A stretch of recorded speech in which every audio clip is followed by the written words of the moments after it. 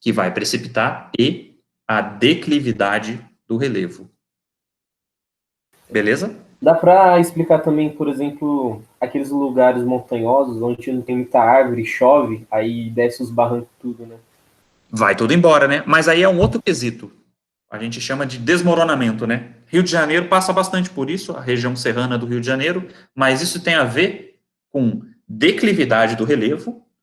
Imagina comigo a seguinte situação. Se eu tenho uma área muito íngreme, a tendência da água, da chuva, é infiltrar ou escoar com muita energia. Uma área muito íngreme. Tipo a que eu estou representando aqui para você. Qual é a tendência? Score. Escoar, né? Dependendo do solo, então você tem que imaginar o seguinte: se a água escoa mais, eu tenho menos água parada aqui, eu tenho menos reações químicas da água com os minerais dessa rocha, eu tenho menos formação do solo. Se eu tenho menos formação do solo, o solo é pouco profundo. Fez sentido? Fez sim. Solo pouco profundo, em área com muita declividade, dependendo da quantidade de chuva que cai aqui, esse solo satura em quantidade de água. Ele fica muito úmido e ele começa a se descolar do que é rocha que está embaixo do solo. E aí desmorona tudo e vai tudo por água abaixo. Casa, pessoa, gente, tudo. Oi? Mas isso também pode estar relacionado com desmatamento, no caso, né? Exatamente. Pode estar relacionado com o desmatamento. E aí tem a ver com declividade do terreno, profundidade do solo, se tem ou se não tem cobertura vegetal e quantidade de chuva que vai cair ali. Fez sentido? Está diretamente relacionado com desmatamento. Se você está numa área de pirambeira, você desmatou tudo ali, deixou o solo exposto, a tendência é que isso aconteça com uma maior intensidade, com uma maior facilidade. Beleza? Tranquilo? Hoje em dia a gente faz monitoramento climático também para a gente medir esse risco de desmoronamento em algumas áreas do Brasil. Então tem algumas áreas de risco que a gente consegue monitorar e falar, ó, vai começar a chover ali. Qual a quantidade de chuva prevista? Você consegue imaginar. Conseguimos medir ali, vai chover mais ou menos isso. Fala para a galera que está ali, ó. Vazar, porque vai desabar tudo. É mais ou menos o nível de previsão de tempo e onde a gente quer chegar para tentar diminuir perdas de vidas humanas. Beleza? Mas, uma coisa, quando, assim, for cair em alguma questão do Enem, isso pode estar relacionado à geografia política também? Pode. Porque, no caso, assim, normalmente quem vai para os morros e desmaves são pessoas que são meio que exiladas, né? Pessoas que, assim como foi a favela, no caso, normalmente no Rio de Janeiro, que é um exemplo. Exato. Exatamente. Então, pode ser bem associado com isso. Né? Pode. E a Unicamp adora fazer isso. Ela vai te perguntar no item A uma pergunta específica de geografia física, vai pedir para você analisar escoamento da água em uma área inclinada, em uma área plana. Você vai falar, olha, na área plana, a água tem pouca energia de escoamento, mas tem grande facilidade de infiltrar. Sim ou não? Desde que seja uma área, desde que seja solo, desde que não seja asfalto concreto, não é? Já na área inclinada, a facilidade é do escoamento superficial da água acontecer e menos infiltração. Pode fazer esse tipo de pergunta.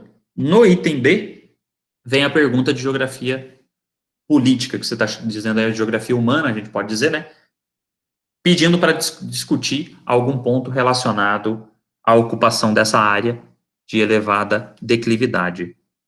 Beleza? Isso é muito comum na Unicamp, isso é muito comum no Enem também. Tranquilo até aqui? São essas conexões que vocês precisam fazer mesmo, tá? Até aqui tudo certo. É isso que precisa. Mais alguma dúvida?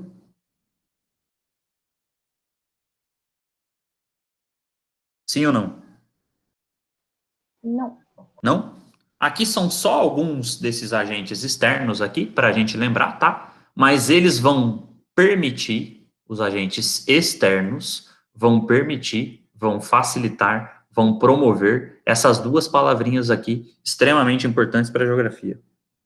Ajuda a gente a entender muita coisa se você entender as duas palavrinhas.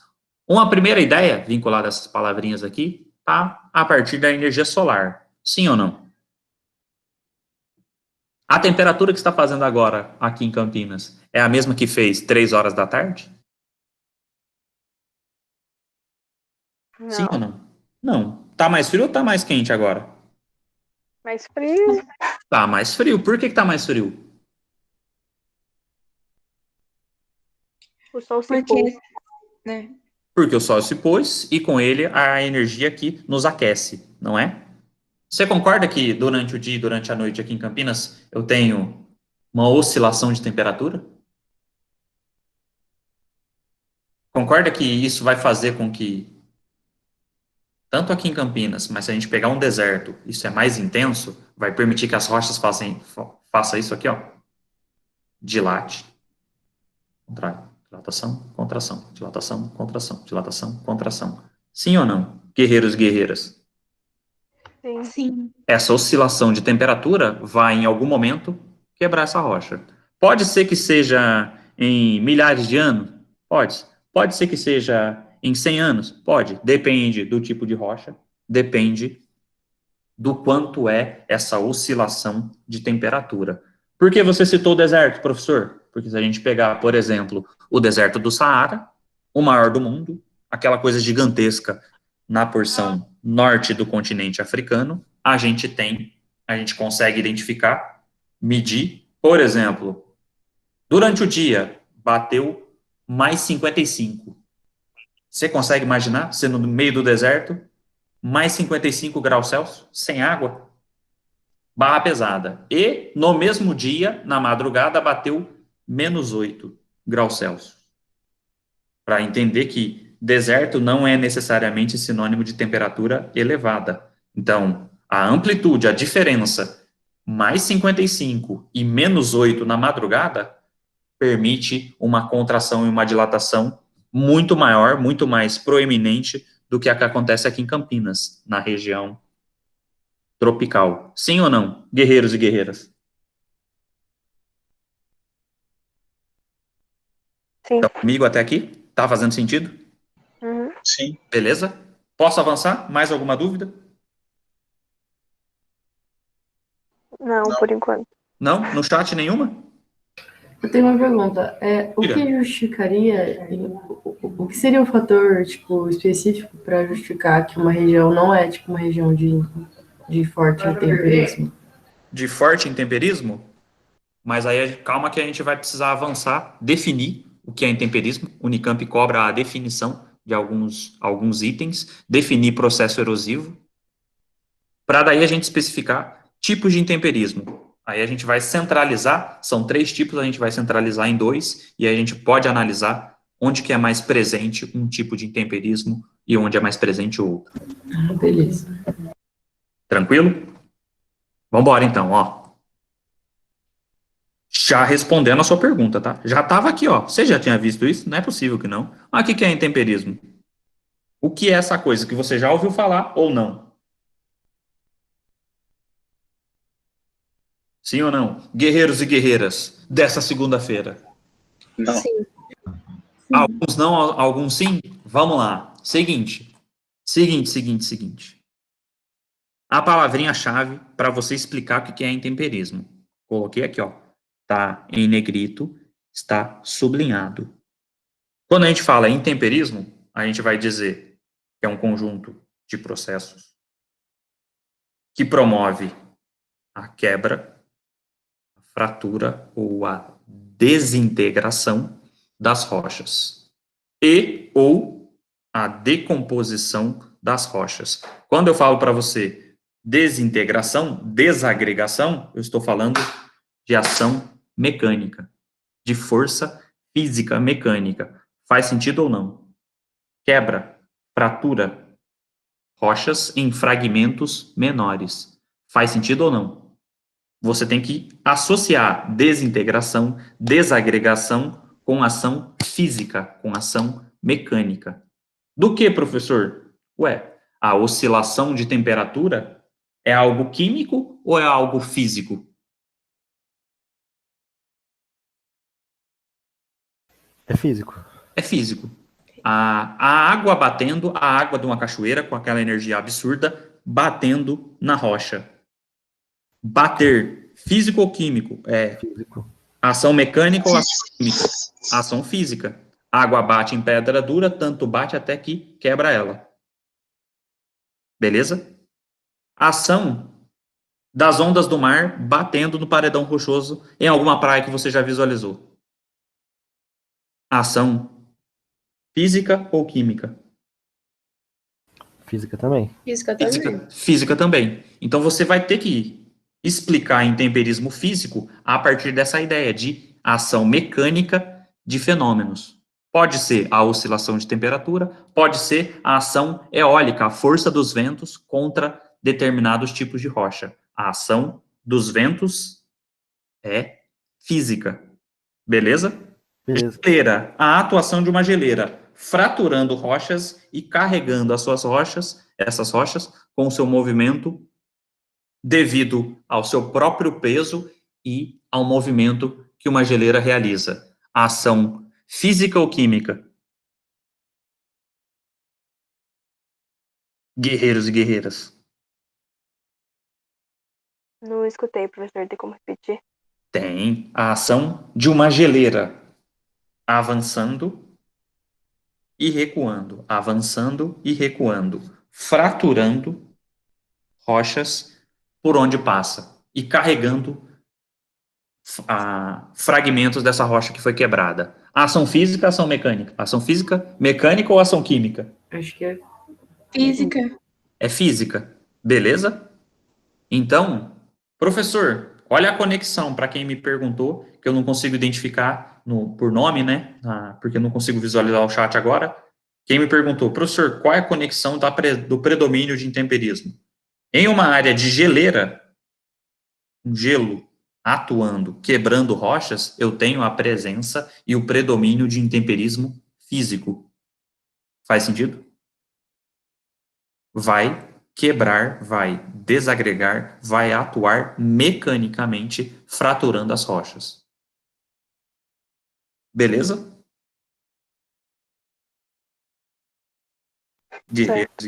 Tudo certo? Ô, professor, no Beleza. caso do gelo que você falou, tipo, a água vai entrar nas fissuras da rocha e vai solidificar?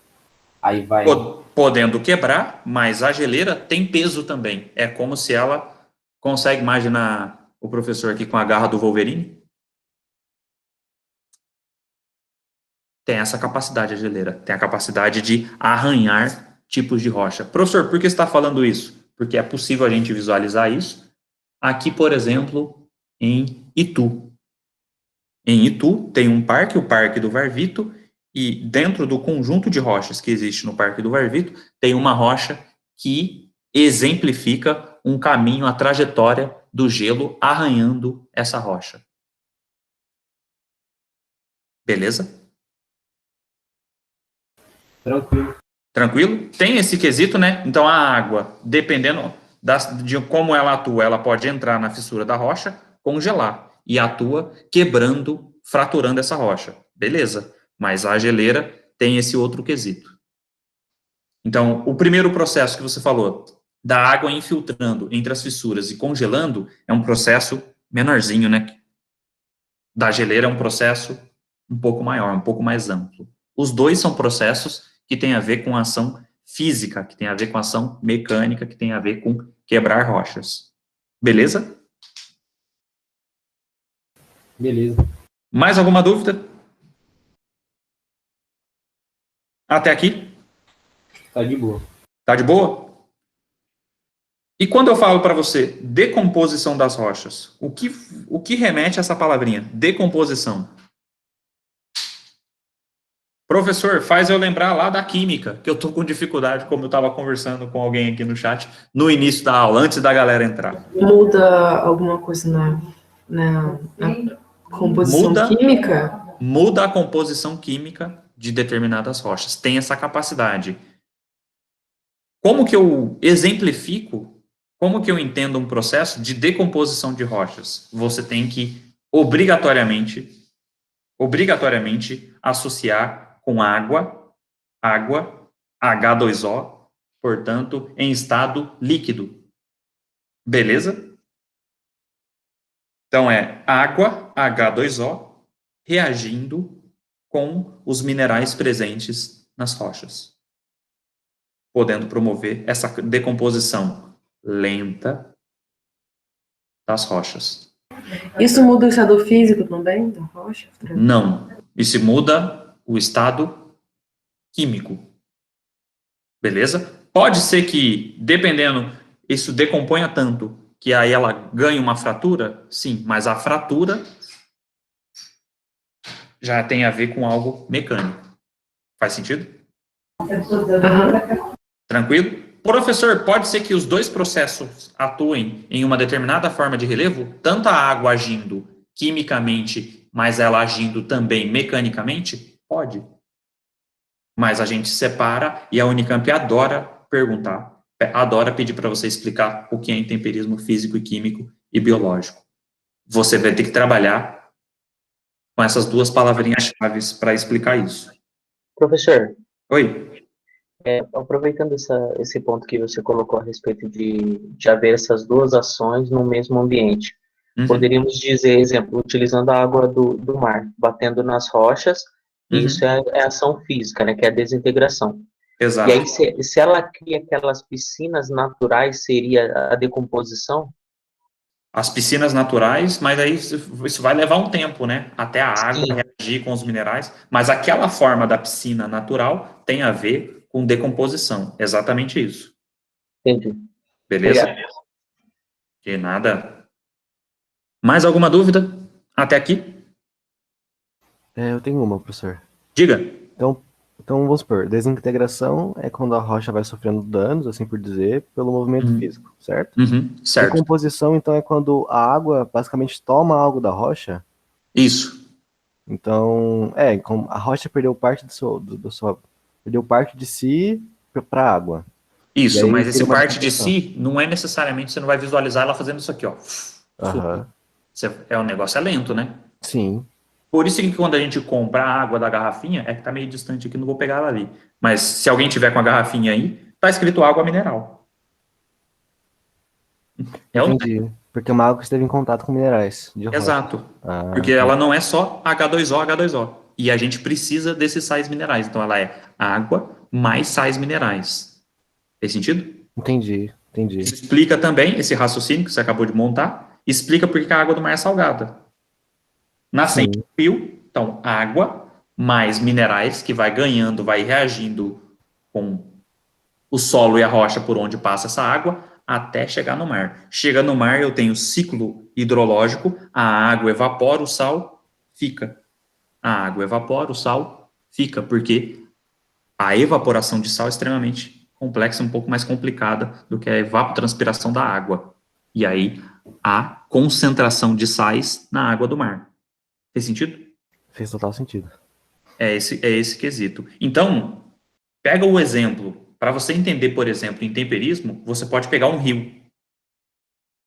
Um rio da nascente, então a água nascendo, reagindo com os minerais. Se você usar o termo, olha, a água da nascente reagindo com sais minerais, incorporando esses sais minerais até chegar na foz. Você está descrevendo algo que é químico, sim ou não?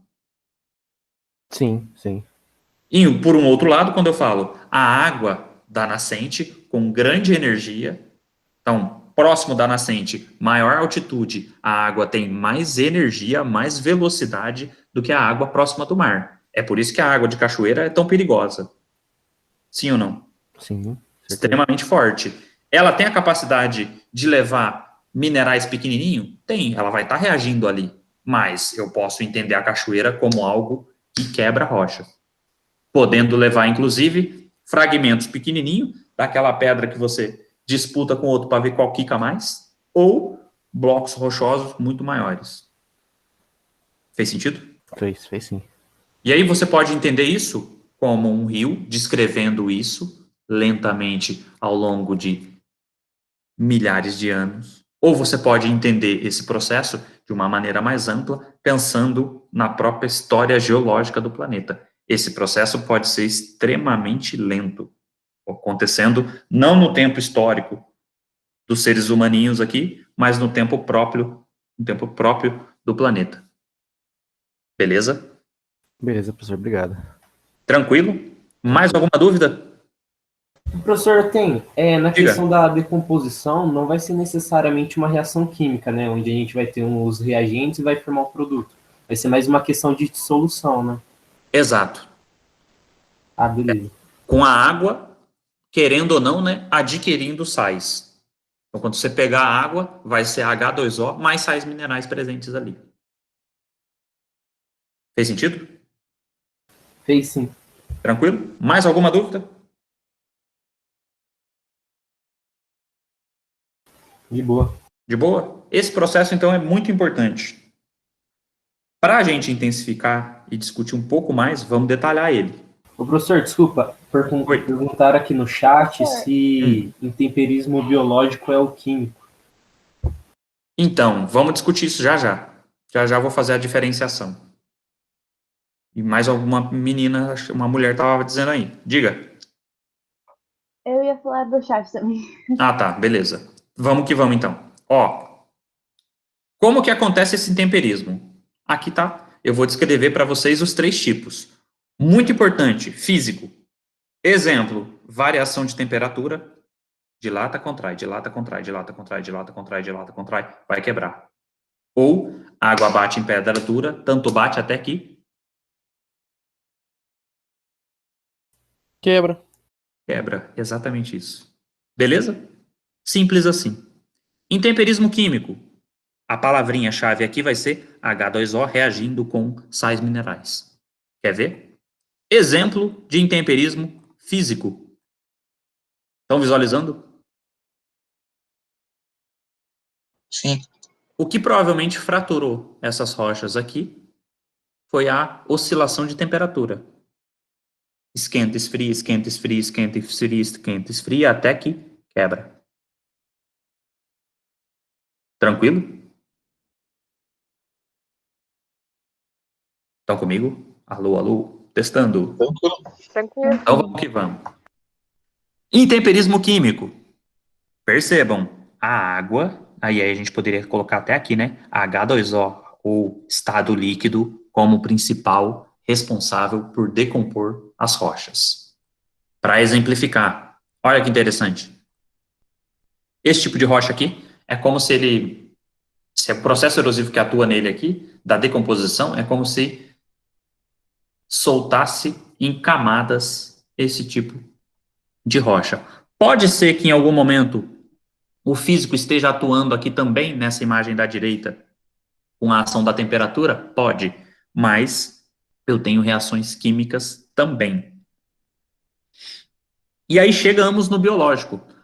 O biológico nada mais é, presta bastante atenção, o biológico nada mais é que intemperismo físico e intemperismo químico realizado por algum ser vivo. Por isso é chamado de biológico. Tranquilo? Exemplo. Quando eu falo para vocês, ó, presta bastante atenção. A ação de raízes de árvores entrando na fratura, quebrando rocha. Eu estou falando de intemperismo químico ou físico? Que essa raiz está promovendo. Repetindo, raízes de árvores entrando em fraturas de rochas e quebrando. Seria físico, né? Seria físico. Professor, por que chamam de biológico, então? Só para dizer que isso tem a ver com a vegetação. Com a cobertura vegetal, isso tem a ver com algo vivo, por isso chamar de biológico. Professor, você poderia falar um pouco mais sobre o biológico, que ainda não entrou no meu crânio aqui. Tá, vamos exemplificar mais um pouquinho. Calma que eu só utilizei as raízes. Só para exemplificar, ó. Tá visualizando esse pedaço de rocha aqui? Uhum. Tá visualizando essa raiz aqui? Sim. É a raiz dessa árvore aqui, ó. Um pedaço dela fraturou em 2 partes essa rocha. A árvore é entendida como um ser vivo, como matéria orgânica, viva. Ela respira, ela precisa de nutrientes. Sim ou não? Sim.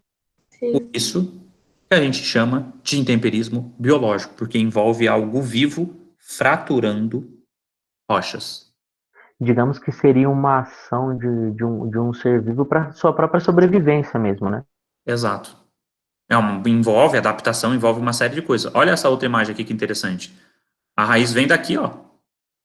Corta o bloco rochoso em duas partes e eu tenho a árvore. É uma ação biológica. Se você for no estrito, for avaliar mesmo, você vai falar, isso é físico. Tudo bem? É o grande exemplo que a gente utiliza para falar de temperismo biológico. Tem outros? Tem. A gente pode falar atuação de minhoca, formiga, cupim. A gente pode falar de ácidos liberados na decomposição de um determinado ser vivo. Concorda ou discorda? Se eu estou falando de ácido, estou falando de reações químicas. Se estou falando de reações químicas, posso relacionar esses ácidos presentes nos seres vivos como algo químico. Fez sentido? Então, esse biológico meio que faz parte mesmo do físico e do químico, porém ele tem os seres vivos, né? Exato. É exatamente isso. Beleza? É uma relação de parasitismo. Brincadeira. Eu não sei se é necessariamente essa a colocação, mas é por aí. Tranquilo? Tranquilo, tranquilo? Tranquilo. Podemos avançar? Sim. Aí, vamos para mais um processo.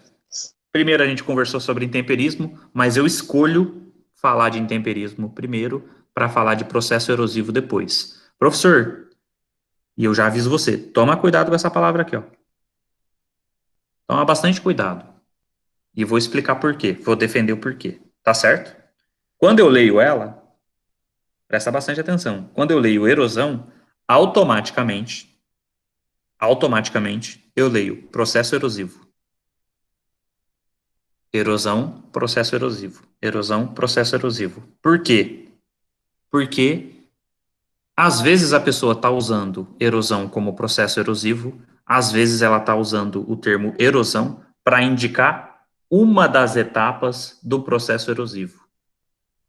Eu gosto de pensar a erosão como processo erosivo para eu reconhecer essas etapas, para daí eu entender que tipo de erosão que ele está dizendo. Fez sentido? Buguei no caminho, Fer. Vamos lá. Quando a gente fala a palavra processo, por exemplo, você que falou buguei, você poderia falar seu nome? Nicole. Nicole, imagine comigo o seguinte. Você está em processo de entrar na universidade, no ensino superior, público, gratuito, de qualidade do Brasil. Beleza? Certo. Concorda que você precisa realizar os estudos, uma etapa, realizar o vestibular, segunda etapa, fazer a matrícula na universidade após passar no vestibular, terceira etapa. Você concorda que precisa de etapas para que isso seja realizado? Uhum. Por isso eu gosto de trabalhar com a ideia de processo erosivo, porque eu consigo identificar etapas e vai ficar mais fácil já já quando a gente falar de cada uma dessas etapas. Tudo bem até aqui? Fez sentido? Fez sentido. Fez sentido? Exemplo. Quando a gente fala erosão, e aí eu já estou lendo processo erosivo, ó, o processo de desgaste da rocha, mais. Então, etapa 1, a rocha precisa ser desgastada, ela precisa estar em contato com as forças exógenas. Sobretudo, a rocha vai sofrer intemperismo. Então, esse desgaste aqui está intimamente relacionado com intemperismo. Pegou? Etapa 1 do processo erosivo. Para ter processo erosivo, preciso que os minerais sejam removidos, que a rocha seja fraturada, que a rocha seja decomposta. Depois que isso foi removido, professor, as forças que removeu, que fraturou, que decompôs a rocha.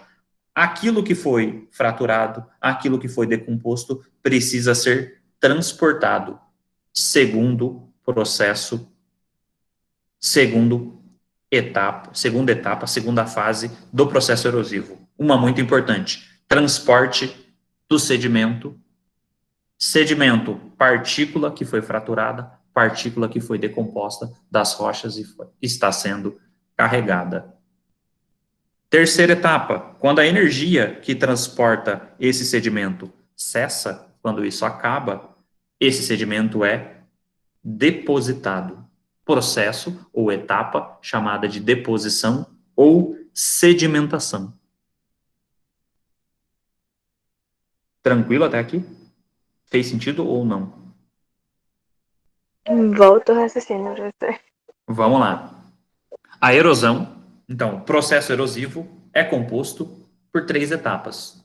Etapa 1, remoção ou desgaste da rocha, associado diretamente com os tipos de intemperismo. Depois que o intemperismo agiu ali, que fraturou e que decompôs quimicamente, esse material, essa partícula, esses fragmentos precisam ser transportados. E aí você já imagina, então, no desgaste aqui, eu tenho água bate em pedra dura, tanto bate até que quebra. A água quebrou uma determinada rocha, fragmentou ela em pedaços menores, e a própria água que quebrou vai carregar essas rochas. Opa! Segunda etapa, transporte. Isso foi quebrado, isso foi transportado. Quando a energia da água não conseguir mais levar esse fragmento, ou esse sedimento, ou essa partícula que foi quebrada, que foi decomposta, que foi fraturada, essa partícula perde a energia, ela se deposita, ela se organiza, né, por meio de deposição. Terceira etapa, descrevemos o processo erosivo. Fez sentido? Professor, Oi. essa parte de desgaste da rocha é apenas decomposição ou também pode ser uma desintegração? As duas coisas, decomposição e desintegração. Fez sentido? Obrigada. Sim, fez sim. Fez? Então, desagregou quimicamente, ou decompôs quimicamente, desagregou fisicamente. Ação mecânica, ação química, vai desprender, vai desgastar algo, e aí a gente está chamando esse algo de rocha. Se fraturou pedaços pequenos, se reagiu quimicamente, esses minerais vão ser carregados. Os fragmentos de rocha, pedaços de pedra, ou aquilo que está quimicamente associado com a água, vai ser carregado para outras áreas. Aí, o carregamento faz parte da segunda fase, da fase do transporte. Quando a energia que transporta acaba, esse sedimento é depositado. Fez sentido? Sim. Fez sim. 3 etapas. Processo erosivo. Professor, eu prefiro entender dessa maneira. Por quê? Às vezes, a pessoa está fazendo uma descrição num texto, Enem, Unicamp, Unesp, está fazendo a descrição do texto e ele coloca erosão. E aí ele está fazendo a referência à erosão apenas ao desgaste, ou apenas ao transporte, ou apenas à deposição. Beleza? Professor, Oi. essa parte da deposição eu não entendi. Não? Imagina comigo, quando eu falei para vocês no início da aula que a água tem a capacidade de fazer aquele efeito splash, tranquilo? Peso da água atingindo o solo exposto, vai soltando o solo. Dependendo da declividade, esse solo não vai ser carregado? Sim ou não? Sim. Você já reparou nisso num bairro ou num local que você estava? Tipo, você olha para a Pirambeira, começou a chover, você vê que próximo à rua que você está, começou a lotar de terra. Já visualizou isso? Sim. Sim? Lotou de terra. É tanta terra que a água da chuva não consegue carregar. Significa que, nessa situação, o material foi removido, o material foi carregado, o material foi depositado na beira da rua. Fez sentido? Deposição de sedimentos. Deposição do material que foi removido e do material que foi transportado. Ah, entendi. Entendeu? Isso também tem um outro nomezinho, tá? Deposição ou sedimentação. Deposição ou sedimentação. Aí são duas palavrinhas sinônimas para explicar processo erosivo. Tranquilo? Professor, você Oi. podia dar mais um exemplo? Vamos lá. Essa foto aqui, vê se vai ajudar. Área mais elevada, intemperismo, químico, físico ou biológico, atuou. Resultado desse intemperismo, eu tenho algumas partículas aqui, em tamanhos variados. Consegue observar? Sim. Isso vai ser carregado, isso vai ser transportado até uma área mais baixa. A energia que transporta isso, quando chega em uma determinada área, em um local mais baixo, cessa, acaba. A energia do vento, a energia da água, termina. Quando a energia da água, quando a água não tem mais essa capacidade de carregar o sedimento, o que o sedimento faz? Deposita. E passa a se organizar aqui a partir desse processo de deposição. Fez sentido? Sim. Isso ajuda a gente a entender, por exemplo, rocha sedimentar. Resultado de processo erosivo para ela se formar. E as rochas sedimentares, elas estão geralmente organizadas em camadas, tal como o solo. Já reparou nisso? O solo e as rochas sedimentares geralmente estão organizadas, estruturadas em camadas. E isso significa que a camada mais profunda foi a primeira a ser depositada, foi a primeira a ser sedimentada, e que, em cima dela, outras camadas foram sendo depositadas, foram cobrindo camadas mais antigas. Fez sentido? Sim. Dúvidas? Sim, onde a gente pode, por exemplo, quais locais a gente pode olhar e saber, né? Tipo, ali houve uma erosão, por isso esse local é assim. Tá, em vários locais. É que você pode imaginar isso, você pode tentar identificar isso mais próximo do nosso tempo, do tempo histórico aqui, ou você pode imaginar isso em escala geológica. O processo erosivo, ele atua nas duas temporalidades, tanto no tempo nosso aqui, como num tempo geológico. Por exemplo, você, ao estudar, e a gente, ao estudar camadas de rochas organizadas, a gente consegue imaginar e identificar como eram as estruturas rochosas antigas do planeta, portanto, mais altas, mais elevadas, que foram sendo erodidas, que foram perdendo essa altitude elevada e, portanto, perdendo sedimentos para as áreas mais baixas. Fez sentido? Isso em escala geológica. Numa escala mais próxima da gente, é um pouco mais complicada. Aí eu volto novamente ao exemplo de um rio. O rio, área mais elevada, desgaste, intemperismo, sobretudo intemperismo físico e químico, o transporte desse rio, a água carregando esses sedimentos, a água depositando isso onde? No mar. A deposição, na fase do rio, ela acontece ao longo do trajeto, dependendo do tamanho do sedimento, mas de uma maneira mais significativa na sua foz, ou em contato com o mar. Fez sentido? É sempre feito pela água esse transporte? Não, pode ser vento, concorda? Ah, tá.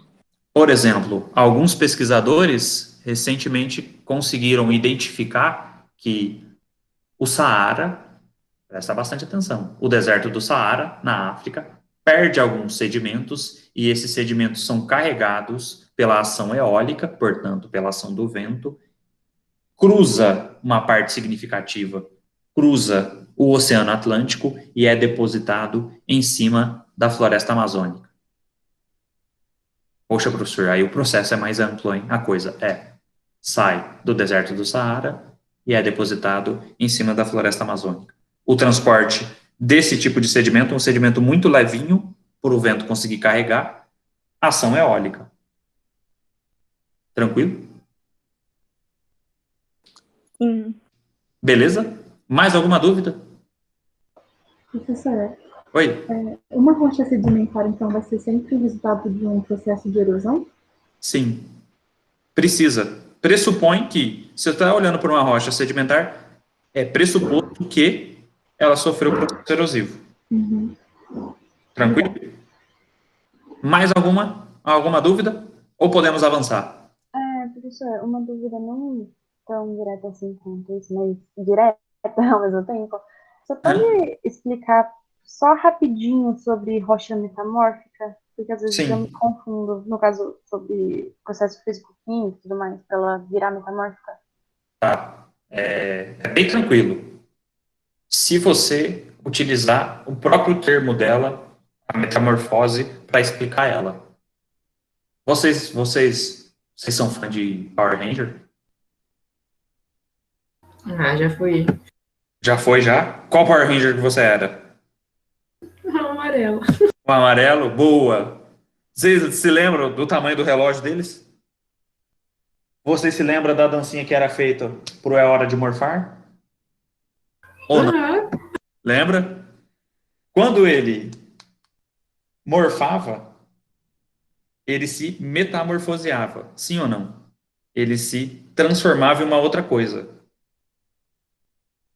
Sim ou não? Ele era uma pessoa que virava um Ranger amarelo. Sim ou não? Sim. Sim? A palavra rocha metamórfica vem de rocha sendo transformada, não por processo erosivo. É um outro tipo de força que promove essa transformação. A palavrinha-chave, presta bastante atenção, é essa ideia, ó. Quando vocês gostam de bolo de chocolate?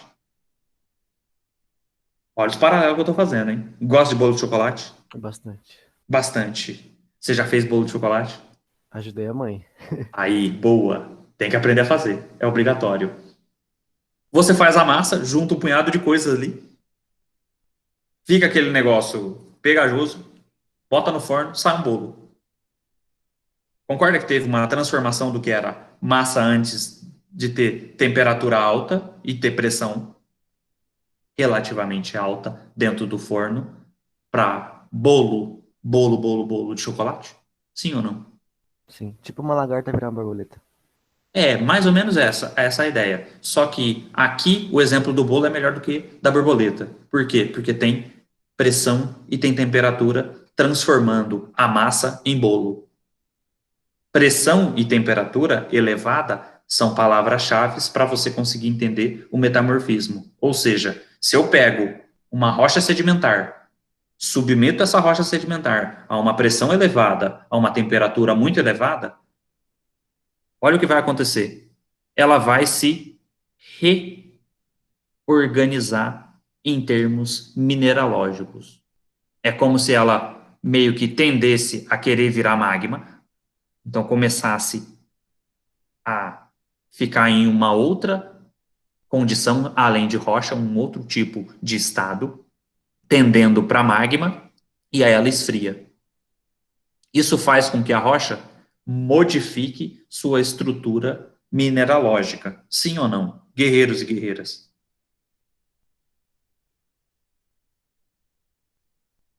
Sim ou não? Sim. Isso explica a formação de rocha metamórfica. Ou seja, se eu submeter ou uma rocha magmática, ou propriamente uma rocha metamórfica, ou uma rocha sedimentar, qualquer um dos três tipos, alta pressão e alta temperatura, ela vai se metamorfosear. Obrigatoriamente. Obviamente que existem resistências e resistências desse tipo de rocha. É mais fácil, em tese, é mais fácil eu metamorfosear uma rocha sedimentar do que propriamente metamorfosear uma rocha metamórfica, fazer um outro metamorfismo nela. Ela vai ser um pouco mais resistente, assim como uma rocha magmática. Fez sentido? Professor, significa que a gente não vê formar essa coisa. Isso. Você não vê o processo de formação de uma rocha metamórfica. É em subsuperfície. Para ter temperatura elevada, pressão elevada a ponto de recristalizar uma rocha, não é em superfície, tem que ser em subsuperfície. Beleza? Entendido?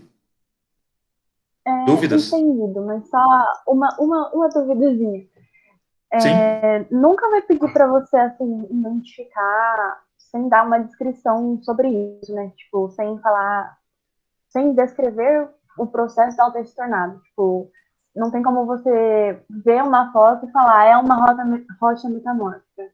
Tipo, que nem a rocha sedimentar, que tem a característica de ser... Organizado em camadas. Isso, não tem uma característica, assim, muito específica. Não. Não, né? A não ser que você decore uns punhados de exemplos sobre rocha metamórfica. Mas isso não é cobrado de vocês. A descrição do processo, sim. Exemplo, no meu ano de vestibular, perguntou como se forma uma rocha metamórfica. Sim, direto. Segunda fase da Unicamp. As rochas metamórficas são formadas a partir de outras rochas, sejam elas magmáticas metamórficas ou sedimentares, quando estas submetidas a elevada pressão e elevada temperatura. Ponto final, nota máxima. Tá bom, então. Fez sentido? Sim. Teve uma vez que eu visualizei, era uma questão da Unesp, que ele te dava uma estrutura assim, toda encamadinha, bonitinha, e perguntava, o que é isso? Você fala, rocha sedimentar. Simples assim. A magmática, você não consegue visualizar com uma certa facilidade, nem a metamórfica. Diferenciar elas ainda, um pouco mais complicada também. A não ser que eu dei isso na sua mão e fala para mim o que é uma rocha magmática, o que é metamórfica aqui e por quê. Aí você está fazendo geologia ou geografia. Beleza? Beleza. Mais alguma dúvida? Meu, vocês estão vindo com excelentes perguntas, hein? Gostei de ver. Não? Sim? No chat não tem nada? Não é possível. Tá tranquilo. Tá tranquilo? Tá favorável? Todo mundo entendeu até aqui? Já consegue explicar o que é processo erosivo para uma outra pessoa? Já consegue explicar o que é intemperismo? Quando for fazer o bolo de chocolate lá com a mãe, vai falar de metamorfismo? Sim ou não? Eu vou sim, professor. Vou até lembrar dos Power Rangers. Dos Power Rangers, é hora de morfar, de virar Megazord, não é? Podemos avançar, então? Claro. Podemos. Vamos que vamos. Já precisamos desse entendimento, sobretudo quando a gente for estudar solos. Tem que entender muito bem processo erosivo e intemperismo, senão a gente não entende solo. Beleza? Aí tem uns nomezinhos, para ficar bem fácil. A ação do vento, erosão eólica. Percebe? Processo erosivo eólico. Tranquilo? Erosão fluvial. Percebam? Não é pluvial. Pluvial é chuva. Pluviosidade. Lá no climograma, as barrinhas mostram a pluviosidade, a quantidade de precipitação em um determinado mês. Fluvial faz referência a rio. Tranquilo? Pluvial, chuva. Fluvial, rio. Tudo bem? Guerreiros e guerreiras, vocês estão aí tranquilo? Erosão marinha, a atuação das ondas do mar. Erosão glaciária ou glacial, a ação de gelo e de geleiras. Aí tem um iceberg aqui para você lembrar do Titanic. Beleza? Erosão, palavrinha que tem a ver com seres humanos, com a ação humana. Erosão antrópica. Aqui um pouco mais difícil de ser cobrado, mas é importante colocar ela aqui porque ela existe. Tranquilo? Para exemplificar, erosão fluvial, então, cânion, a ação do rio, gerando essa forma de relevo. Erosão eólica, desgastando aqui, sobretudo, a parte mais baixa dessa estrutura rochosa, que parece uma taça, não parece? Sim ou não? Essa daqui à direita. Só para exemplificar. Professor, vai parecer para mim um tipo assim de foto? Não, provavelmente vai ser um perfil de relevo que a gente vai ver daqui a pouquinho. Guerreiros e guerreiras. Erosão pluvial. Estão visualizando esse solo aqui? Está exposto ou está coberto? Esse aqui. Exposto. Tá Exposto. Olha o tamanho do buraco. É fácil andar aqui de bicicleta? Nessa porção aqui? Sim ou não? Bem difícil. Não. Complicado, né? Aí tem um outro termo que eu já vou falar para vocês, só para dar mais intensidade para a aula, tá? Isso aqui a gente chama, em solos degradados, a gente chama isso aqui de sulco. Não é suco, é sulco. Fez sentido? Ou seja, solo exposto, a água da chuva carregando e criando pequenos buracos ou crateras aqui, com uma profundidade ainda relativamente baixa. Dependendo de como está esse solo, dos minerais que estão sendo carregados para as áreas mais baixas desse solo, esse solo ou essa camada, esse buraco aí, pode ganhar profundidade e se tornar um belo de um problema. Esse belo desse problema tem 2 nomes. Primeiro nome, ravina. Segundo nome, vossoroca. Você já ouviu falar de vossoroca, sim ou não? Eu não. Não. Então, seria 3 estágios de problema. Primeiro estágio, esse da imagem, chamado de sulco. Problema, camada superior do solo indo embora para a área mais baixa.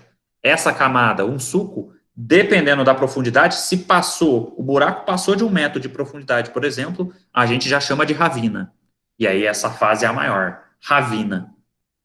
Quando a ravina atinge o lençol freático, ou seja, a profundidade disso é assustadora, é gigantesca, quando atinge o lençol freático, torna-se o problema maior. O megazord de um problema chamado vossoroca ou bossoroca. Pode ter os 2 nomezinhos.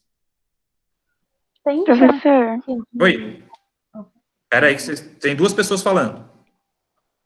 Eu só ia perguntar se tem chance da erosão pluvial ficar parecida com a erosão fluvial, assim, você olhar e depois de alguns anos não conseguir reconhecer qual foi qual. Não. Você vai conseguir notar porque se for a erosão pluvial a ponto de atingir e virar uma vossoroca, parece que o buraco passou um rio por ali, mas você vai visualizar o lençol freático. Tá bom. Tá certo? A outra pessoa?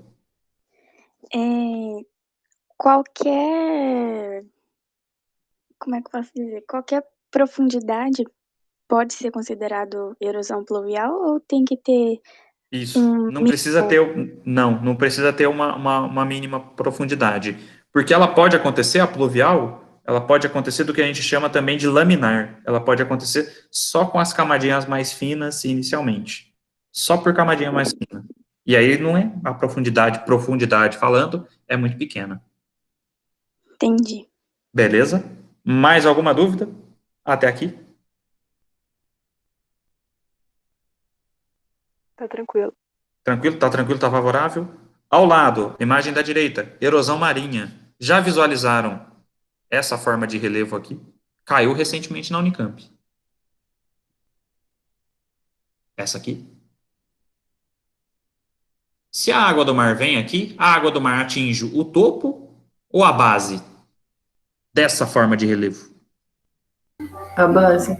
A base significa dizer que a ação de formação da falésia dessa forma de relevo acontece retirando a base e retirando a base, retirando a base, retirando a base, a ponto de o peso da estrutura não conseguir mais sustentar e isso desmorona. Tem um pequenininho desmoronamento ali, mas a força, percebam, é pela base e não pelo topo.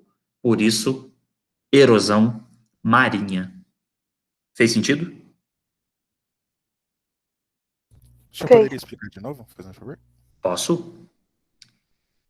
Imagina que essa onda aqui, desse mar maravilhoso aqui, atinja essa forma de relevo, chamada também de falésia. Ela não vai atingir o topo, concorda comigo? A não ser que tenha uma onda muito surreal, que seja uma onda vinculada aí a terremoto, a tsunami. Concorda comigo ou discorda? Sim. Significa que, imagina a estrutura aqui, a água do mar. A água do mar vai atuar na base, vai atuar removendo, desgastando a parte de baixo, a base dessa estrutura rochosa. Pode ser que seja rocha metamórfica, pode ser que seja rocha magmática, pode ser que seja rocha sedimentar. Vai desgastando isso. Até chegar o momento em que o peso disso que está sendo desgastado pela base seja suficiente, não seja suficiente para sustentar. E isso se rompa e frature em pedaços menores e a erosão marinha permaneça avançando. Ou seja, eu tenho na formação da falésia a atuação do mar e também a própria atuação do que é o continente aqui, as duas coisas em interação. O continente em tipos de rocha que está sendo exposta a esse tipo de erosão, a erosão marinha, que funciona na atuação da falésia pela base. Fez sentido? Sim. Tranquilo? Tranquilo, obrigado. Mais alguma dúvida? Guerreiros e guerreiras. Professor, A aula tá pesada. Oi. então na erosão marinha vai acontecer só na base, né? Das Só na rochas. base. Só na base da falésia. E você não consegue encontrar, aqui no Sudeste não é muito fácil não, encontrar falésia. É muito comum no Brasil, na região Nordeste. Porção da Bahia para cima lá, é muito comum você visualizar falésias e coisa mais maravilhosa que tem. Aqui no Sudeste, um pouco mais difícil. Tranquilo?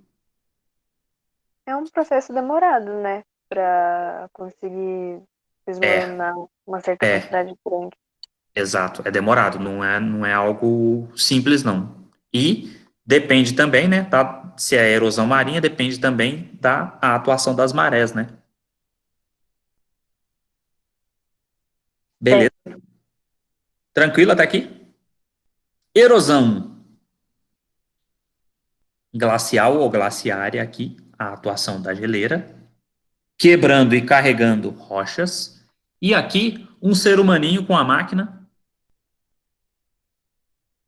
fazendo um furo no barranco, não é? Removendo o solo aqui, erosão antrópica. A imagem é só para ilustrar esses processos erosivos aqui. Tranquilo? Tranquilo. Guerreiros e guerreiras. Se você entendeu o conceito, as etapas do processo, fez a conexão com o intemperismo, você já vai fazer conexão com o clima. Deserto do Saara, se não tem água ou se tem pouquíssima água no sistema deserto, predomina qual tipo de intemperismo? Físico ou químico? Físico. Físico. Na geleira, físico ou químico?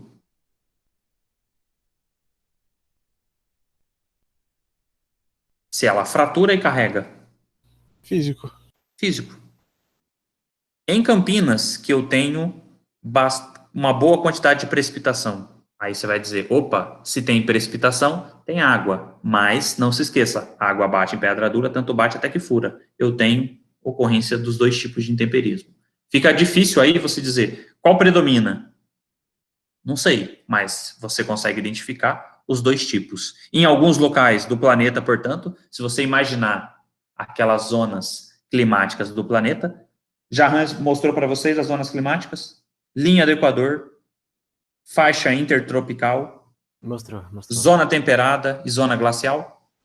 Você consegue localizar tipos de intemperismos nessas zonas. Se eu falo para você zona intertropical, entre o Trópico de Câncer e o Trópico de Capricórnio, significa que eu tenho boa precipitação, elevada temperatura. Intemperismo químico e físico são atuantes aqui. Concorda comigo ou discorda?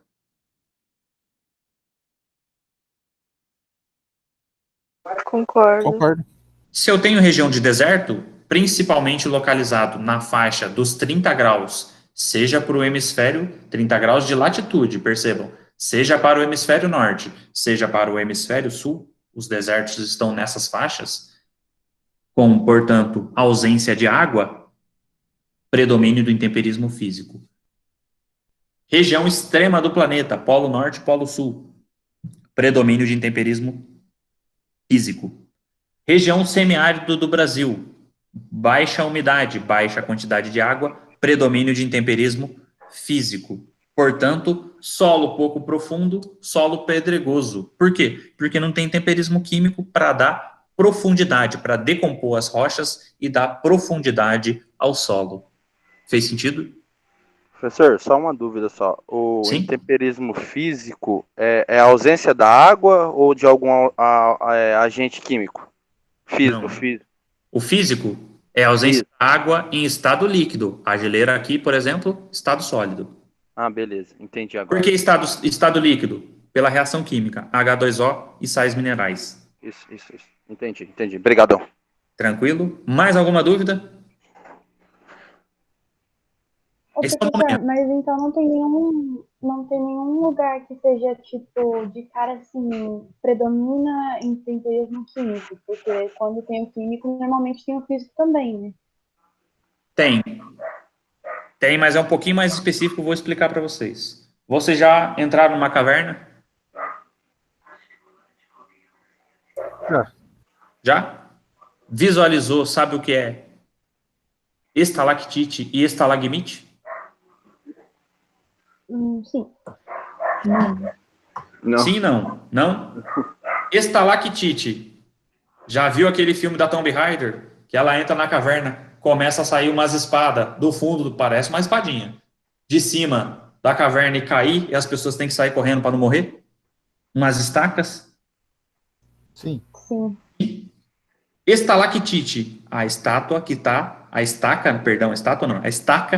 no teto. Estalactite, estalacteto. Estalagmite, a estaca que foi formada e que está no solo. Estalagmite, estalagmonte, está no solo. Fez sentido? Essas duas formas, bem pequenininha, mas significativas de relevo, são formadas por ação química, são formadas por decomposição química de rochas carbonáticas. Para quem entrou na caverna, tem uma regra. Você não pode, em algumas cavernas, tocar nessas estalagmites e num conjunto gigantesco que existe dessas formas dentro das cavernas. É um conjunto gigantesco. Qual que já apareceu na Unicamp? Estalactite, estalagmite e a junção das duas coisas. Vai precipitando água mais sais minerais, mais carbonato de cálcio. E isso vai crescendo lentamente, demora muito tempo isso acontecer. Vai crescendo, vai expandindo, até se unir. Quando a estalacteto se une com a estalagmonte, forma-se uma coluna. Caiu esses 3 tipos de formação geológica na Unicamp uma vez, há um bom tempo atrás, quando eu fiz vestibular. A gente vai ver isso mais detalhado? Posso mostrar para vocês depois a imagem e apontar o processo de escrever isso para vocês e postar um PDF disso. Oh, da hora, valeu. Tranquilo? Professor, precisava identificar o nome? Precisava. Eu sabia? Não, nunca tinha entrado numa caverna até então. Rodei nessa questão. Rodei feio ainda. Não tinha a menor ideia. Na minha cabeça era espada para cima, espada para baixo e pronto. Beleza? Beleza. Eu nem sequer tinha ouvido falar, tá? Do termo. Tranquilo? Mais alguma dúvida? Esse seria o exemplo de atuação de intemperismo químico. No caso da caverna. Tranquilo? Guerreiros e guerreiras. Tranquilo? Vou fechar aqui, então. Vou parar de compartilhar aqui. Vou dar uma observada aqui. Ver quantos estão presentes. 42 guerreiros e guerreiras. Vou avançar mais um pouquinho com outro slide. Cuidado com o áudio aí, quem está com o áudio aberto. É eu.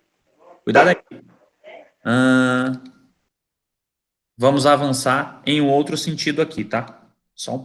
Pode ser que a gente não termine, mas a gente já começa a conectar informações com a aula do Jahan, com a aula de até agora, com um pouquinho mais de conteúdo.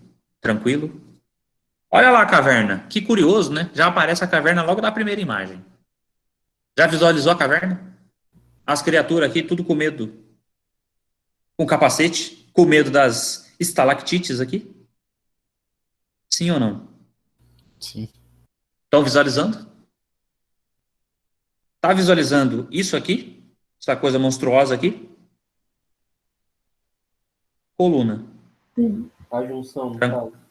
A junção lenta significa que isso aqui demorou muito tempo para formar algo desse tipo aqui. Aqui, todas as estalactites. Aqui embaixo, ó, bem na pontinha do mouse aqui, você consegue ver uma estalagmite. Pode ser que um dia se junte, professor? Pode. Demora muito tempo para isso acontecer. Tranquilo? Imagina H2O mais cálcio precipitando, gotinha por gotinha, até isso se formar algo desse tipo aqui, ou uma estalagmite. Demora muito tempo para acontecer. Aqui desse outro lado, aqui um paredão.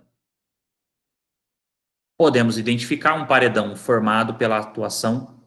Consegue visualizar aqui mar? Erosão marinha? Sim ou não? Guerreiros e guerreiras? Sim. Sim? Só para exemplificar aqui já, tá? Consegue observar o mangue aqui? Aham. Dunas do outro lado? Como a gente queria estar aqui, né? Num lugar ruim, né? Pelo amor de Deus. Tranquilo? Sim ou não?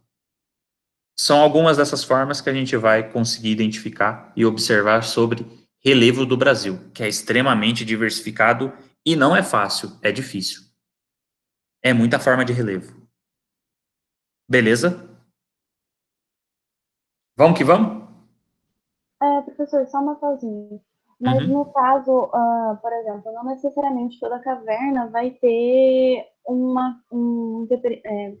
vai ter uma predominância só química, né? Porque se houver o mar entrar dentro da caverna, então acaba tendo físico também. Exato. E um outro ponto.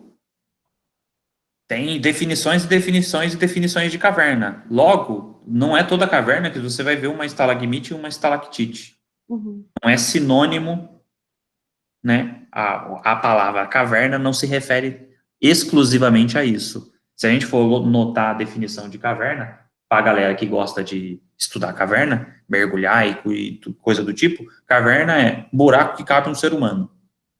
A definição de caverna é essa, para eles. Aqui estou entrando em algo bem específico, quando a gente fala estalagmite, estalactite e coluna. Para exemplificar. Então, se eu tenho uma caverna não formada por essa estrutura rochosa carbonática, não tenho essa condição. Se eu tenho uma caverna formada por rochas magmáticas, você não vai visualizar esse intemperismo químico atuando dessa mesma maneira, dessa intensidade, ou formando esse tipo de forma geológica, esse tipo de estrutura. Tranquilo? Tranquilo. Aí vai predominar outros tipos de intemperismos. Beleza? Pode ser químico e biológico. Beleza? Podemos avançar? Sim ou não? Sim. Sim. Vou dificultar um pouquinho, tá? O Jahan falou com vocês sobre estrutura geológica? Ou não? Se eu não me engano, ele falou um pouco. Mas Falou um pouco? Quando a gente fala, quando você lê estrutura geológica, o que você pensa? Montanha? Pode ser que seja montanha. Pode ser que seja algo mais antigo que montanha. Quando a gente fala estrutura geológica, a gente está se referindo a 3 estruturas gigantescas que sustentam formas de relevo. Ou seja, a gente está falando de conjunto de rochas específicas. São 3. A montanha que você falou, muito provavelmente vai fazer parte dos dobramentos modernos. E aí você vai ter que lembrar do choque de placa tectônica, uma placa afunda e é reincorporada ao manto, outra placa sobe e forma uma cordilheira. Um movimento orogenético que dá origem a uma cordilheira montanhosa. Beleza? Uma cadeia de montanhas. Sim ou não? É uma estrutura. Dobramentos modernos, então, estrutura geológica das montanhas. Dobramentos modernos. Significa que na história do planeta Terra, na história geológica, isso é recente. Por isso é chamado de moderno. Isso é recente. Fez sentido? Aí, no caso, também isso incluiria depressões, né? Não é só dobramento. O dobramento seria a estrutura geológica. A depressão seria a forma. Estrutura geológica, o conjunto de rochas. Depressão, a forma geológica presente em uma determinada estrutura geológica. Fez sentido? Em um determinado conjunto de rochas. Exemplo. Na imagem aqui, essa imagem é bem interessante no seguinte sentido. Consegue observar isso em marrom? É uma vista de perfil. Sim ou não? Seria equivalente a gente olhar lateralmente assim, como vocês estão observando o celular. Fez sentido ou não? Sim. Sim. Dessa maneira, aparece essa palavrinha aqui, ó. Escudo cristalino ou estrutura cristalina. Quando a gente bate o martelo de geologia aqui, vai analisar, vai datar quando que surgiu isso, há milhões de anos, isso é algo extremamente antigo no planeta. Professor, por que tem esse formato? Porque ele passou por sucessivos processos erosivos. Significa que, mesmo isso sendo algo resistente às forças agentes externos ou exógenos, isso foi lentamente sendo decomposto, desagregado, isso foi desgastado e o material disso formou um outro tipo de estrutura geológica, saiu das áreas mais elevadas e se organizou em camadas em outras estruturas geológicas. Essa outra estrutura chama-se bacia sedimentar. Fez sentido? Professor, qual tipo de rocha predomina na bacia sedimentar? Rochas sedimentares. Qual tipo de rocha predomina em escudo cristalino? Rochas magmáticas e rochas metamórficas muito antigas. E, portanto, hoje em dia, o que a gente visualiza disso é algo muito desgastado. Tudo bem até aqui? Tudo sim. Professor, tem uma pergunta no chat. Pode falar. Lê a pergunta para mim, por favor. O que são crátons? Crátons é o escudo cristalino que não está visível. Exemplo, escudo cristalino, essa área aqui só, você conseguiria seguir o desenho aqui e falar, tá visível, escudo cristalino. Não tá visível, isso que está embaixo, crátons. Beleza?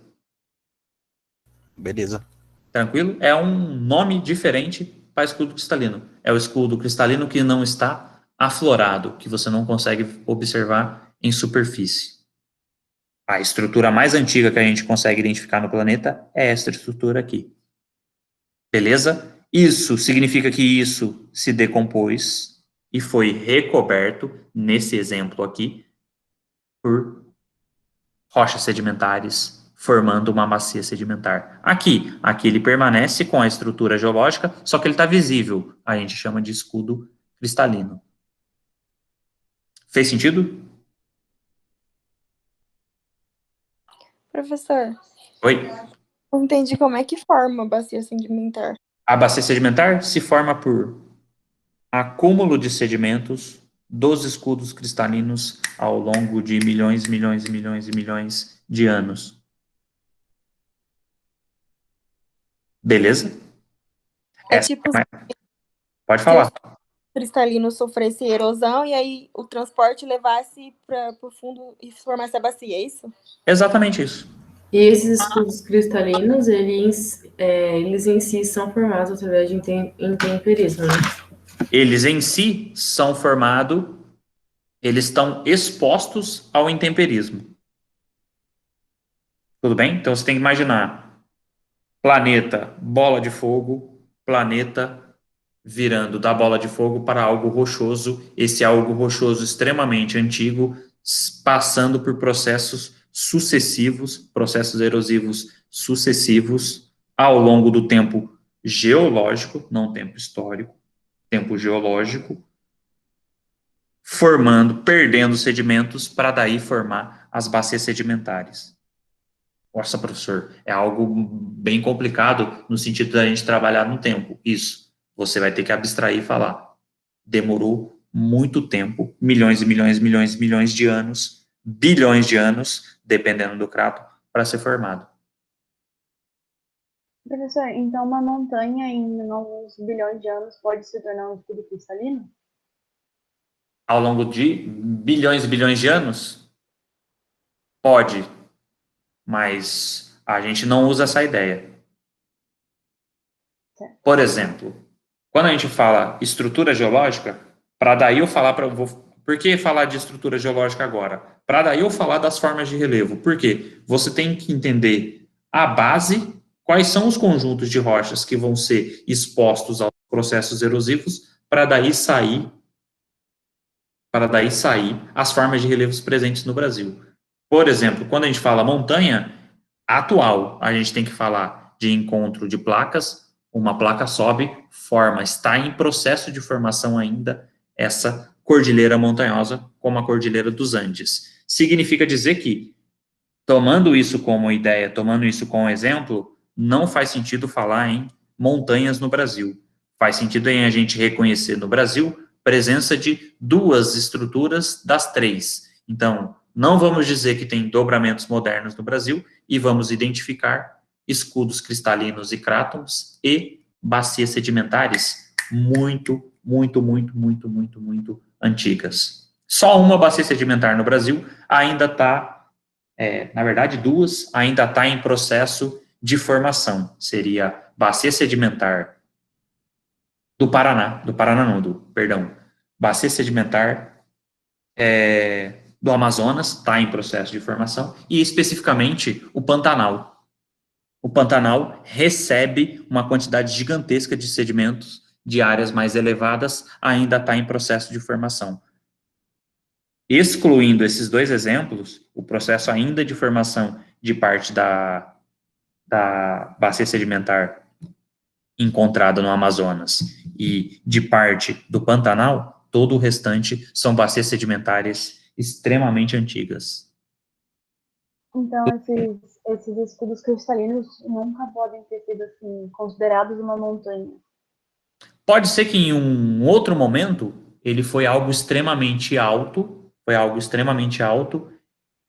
e pode ter passado por processo semelhante a algo associado à elevação para a gente chamar de montanha. Aí a gente vai estar considerando só a altitude, porque você tem que imaginar o seguinte: uma coisa é eu falar, isso aqui, essa rocha, é rocha extremamente resistente, mas ela não foi dobrada, porque quando eu falo de dobramento moderno de montanhas, a gente consegue observar, por exemplo, a dobra no perfil desse conjunto de rochas. Fez sentido?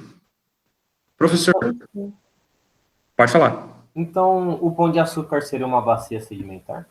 Não, o Pão de Açúcar seria um Inselberg. É uma outra coisa mais específica. Mas quando a gente olha para ele, a gente vai dizer, se ele está daquela maneira que ele tem, e especificamente redondinho no topo, significa que ele é resistente. Significa que a rocha que compõe ele não é rocha sedimentar.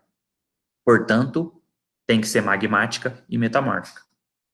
Qual que é a diferença de montanha para escudo cristalino? Montanha é a forma, o escudo cristalino é o conjunto de rochas que, dependendo de como é trabalhado pelas forças internas e externas, pode ou não virar uma montanha. Professor, deixa eu te fazer uma pergunta. Diga. A formação das rochas que ficam nas cachoeiras também são considerados bacias sedimentares? E você tem que imaginar o seguinte, quando a gente fala de bacia, aqui por enquanto é só um exemplo. Quando eu mostrar o mapa para você de bacias sedimentares no Brasil, você vai ver que é uma área de extensão gigantesca que ultrapassa muitas vezes o exemplo que você utilizou. Uhum. Por exemplo, a gente está em cima, isso Campinas inteiro e uma parte significativa do estado de São Paulo faz parte, uma parte significativa, né? Não Campinas especificamente, mas faz parte da bacia sedimentar do Paraná. Ah, sim. Entendi. É uma área gigantesca, uma área muito grande. Entendi. Tudo bem? Entendi. Deu para entender. Ou seja, o que isso significa? Significa que quando eu falo bacia sedimentar, eu estou dizendo predomina as rochas sedimentares. Uhum. Pode ser que esteja nela planalto, planície, depressão, serra, mas um punhado de outra coisa, de forma de relevo. Mas a geologia dela, ela é formada principalmente por rochas sedimentares. Beleza? Fez sentido essa pergunta? Tranquilo? Fez sentido essa pergunta minha ou tá fora? Não, fez sentido. Professor, Oi, eu tô com uma dúvida ainda em escudos cristalinos. pode falar. É que eu não entendi ainda muito bem a definição. Tá. Quando a gente fala rochas cristalinas, vocês viram rochas magmáticas com o jarrã? Sim. Sim. Quando a gente fala rochas metamórficas e rochas sedimentares, a gente chama, quando agrupada esses dois tipos de rochas, a gente chama de rochas cristalinas. Tudo bem? Até aqui? Aham.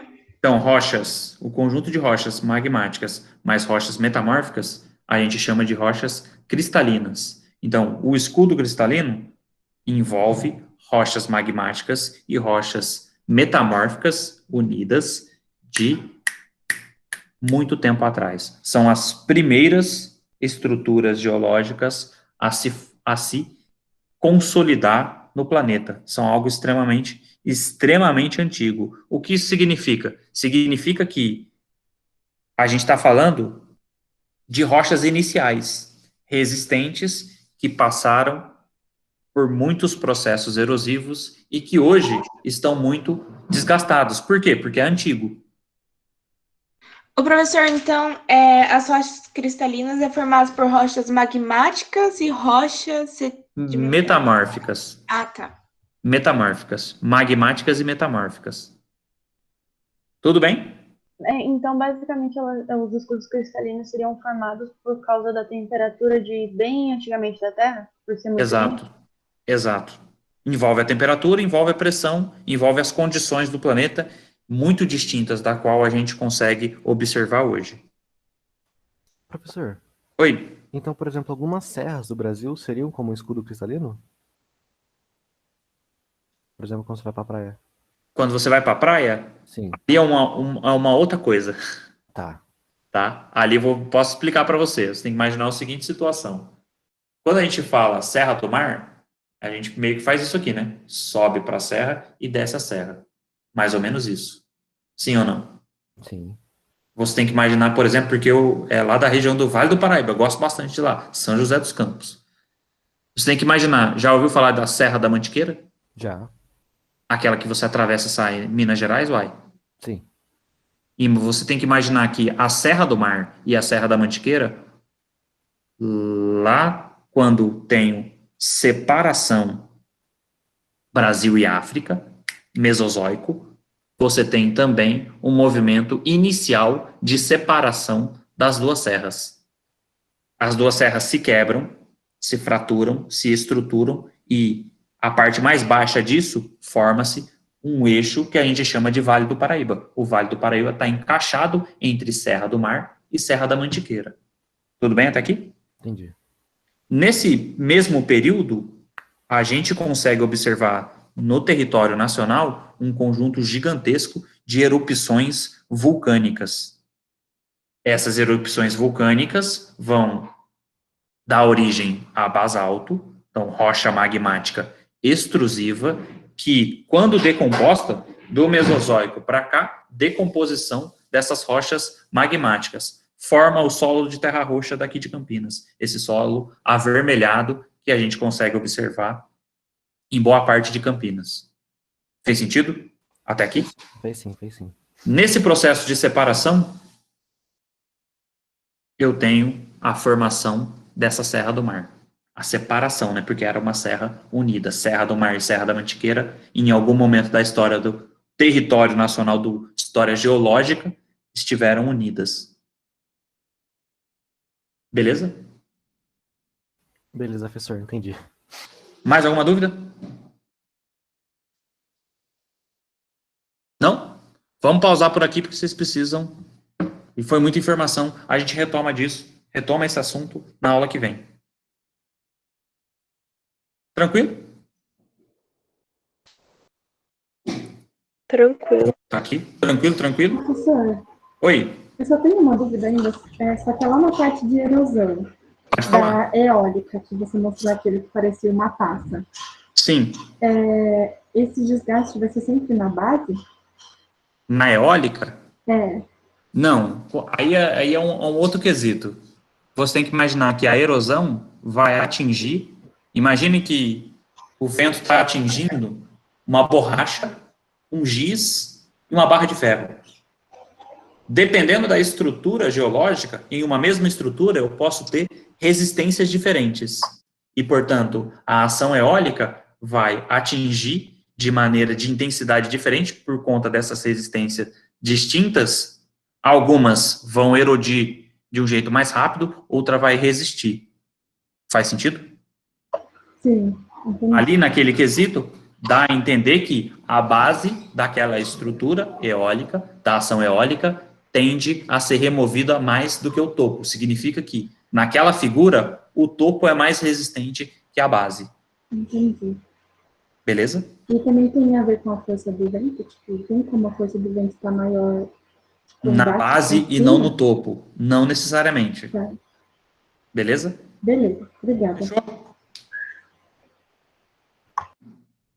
Professor, é uma Oi. dúvida, só que eu não sei se está tão ligado a isso. Tá. Mas sabe aquelas praias que tem mais? Eu acho que, eu não sei se tem em outros lugares além dos Estados Unidos, porque eu não sei muito, mas está mais pro norte do mundo, eu creio. Aquelas praias que tem, são umas pedrinhas do mar, assim, sabe? Eu não sei se é feita de sal, mas isso seria ligado mais a algum tipo de erosão ou é feito por algum processo químico do mar? E boa pergunta. Eu teria que verificar qual é o exemplo que você está querendo dizer. Qual local especificamente para eu conseguir ir nesse caminho. É porque quando eu fui ver sobre isso, são poucas praias que tem, assim, não tem areia, sabe? É só pedra. de pedra, só que são aquelas pedrinhas bem pequenininhas. De sal, você está dizendo? Isso. Depende de onde está vindo isso, esse tipo de sal. Depende, pode ser... Há muitas variáveis para eu conseguir te explicar. Não saberia agora. Entendi. Mas aí pode ser tanto físico quanto químico. Sim. Por exemplo, em Ilhabela tem uma praia, que você entra na praia, as pedras, uns fragmentos bem significativos, bate forte na canela. Porque você tem cachoeira perto. A cachoeira carrega essas pedras até o mar se encarrega de levar até a beirada da praia. Então, a praia ela é quase que totalmente inteira de pedaço de pedra. Você não vê areia com tanta facilidade. Obviamente, você vai entrar na praia, você vai pisar na areia grossa e tudo mais, mas tem grande quantidade de fragmentos de rocha. Beleza? Mas aí eu acho que é diferente, porque assim, essas praias com pedras aqui, pelo menos que eu vejo mais no Brasil, normalmente são pedras que parecem rochas normais. Só que essa que eu tô querendo dizer é umas que são coloridas, assim, sabe? Bem pequenininhas. É como se fosse cheia de areia, tipo, não tem pedras grandes. É como se fosse tudo pedra, só que aquelas pedras bem pequenininhas. Até que dá pra fazer colar, pulseira. Tá, Chamam elas de pedra de sal mesmo, por isso que eu fiquei com essa dúvida se era químico ou físico. entendi. Pode ser que seja as duas coisas, pode ser que seja só físico, mas o tipo de quebra predominante dos minerais dessa rocha é mais ou menos nesse formato que você está dizendo. Pode ser que seja isso, mas eu não tenho certeza. Eu teria que dar uma pesquisada nisso para te explicar, assim. Tá bom. Beleza? Obrigada. Mais alguma dúvida? Não? Fechamos, então, por aqui. Fiquem bem. Muito obrigado pela participação, pelas dúvidas. E a gente se vê daqui 15 dias. Beleza? Obrigadão pela aula, professor. Valeu. Forte abraço.